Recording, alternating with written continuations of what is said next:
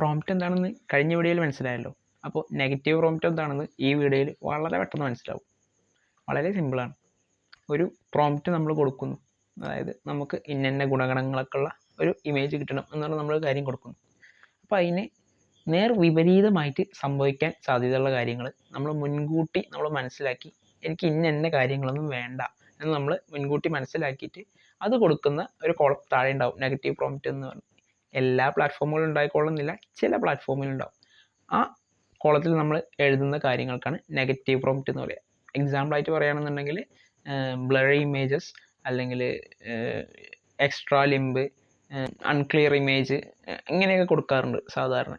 ഇതൊക്കെ കുറച്ച് വളരെ ചെറിയ ഉദാഹരണങ്ങളാണ്. ഇതുപോലുള്ള ചില കീവേഡുകളെയാണ് നമ്മൾ നെഗറ്റീവ് പ്രോംപ്റ്റ് എന്ന് പറയാറുള്ളത്. കൂടുതൽ AI റിലേറ്റഡ് വീഡിയോസിനായിട്ട് ഈ പേജ് ഒന്ന് ലൈക്ക് ചെയ്യുക, ഒന്ന് സബ്സ്ക്രൈബ് ചെയ്യുക.